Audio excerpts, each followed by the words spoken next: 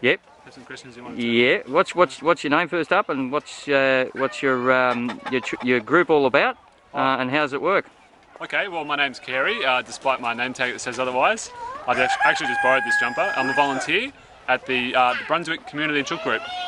And so this is one of the many site groups at Ceres, one of the earliest established site groups at Ceres back in 1985. So it's been together for quite a while, and these days we've got the benefit of these mature trees all around us, which we're harvesting fruit from today, which the chickens take shade from. So it's a volunteer organisation, and there's 14 memberships.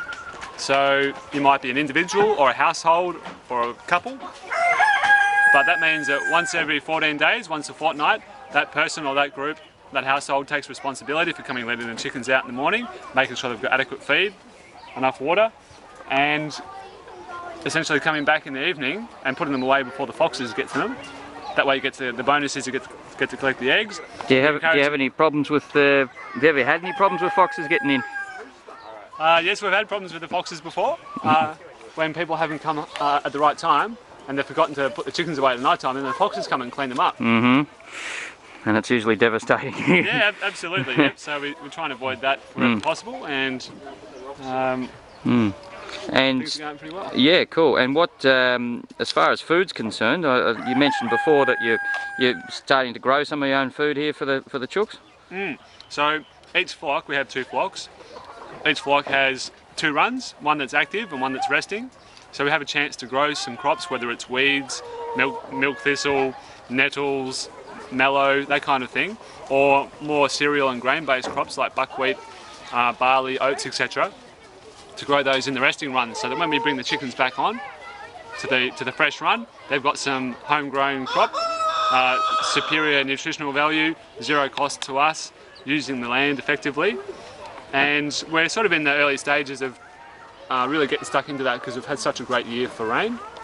Okay, yeah. That's been tried in earlier seasons, but droughts always pose a bit of a problem. So we're sort of beefing up our water storage capacity, and have a bit of a design for irrigation and cropping system that we can try and supplement the feed that we do buy in, which is the mainstay for the chickens. They really do need that, and try and improve it and supplement it with something a bit more interesting at the same time, rejuvenating the soil, getting some extra root structure there, some carbon building and storing capacity, and sort of reclaiming the soil that's compacted and hard.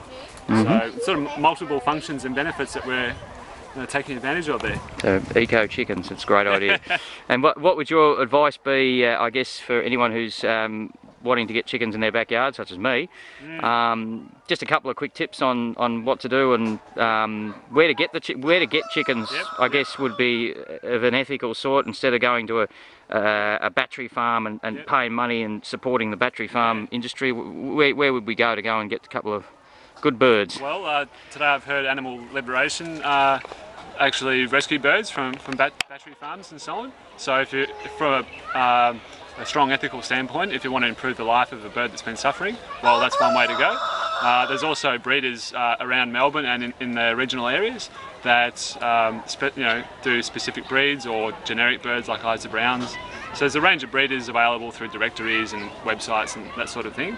So that's one way to get chickens. You might find a breeder or a local grower who has fertilised eggs, and you can hatch your own. So once a year we run a hatch through here. We raise our own chickens just for the running of the flock. In terms of getting your own chickens, well, there's some excellent resources, sort of a suite of really good reading, volume of books from a number of authors, which are really just to try and get our head around the number of different ways that people manage chickens. There's one called the Chook book, isn't there? Do you recommend that one? Yeah, the Chook book by Jackie French, I suspect. Yep. That's a very, very good read. She's had lots of experience and got lots of good wisdom to share. So there's a number of resources, whether it's web-based or high copy with books, that you can see the different ways in which people house and run chickens, and the different advantages and disadvantages that they have.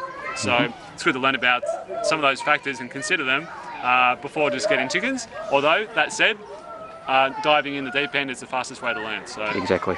And just lastly, one more question.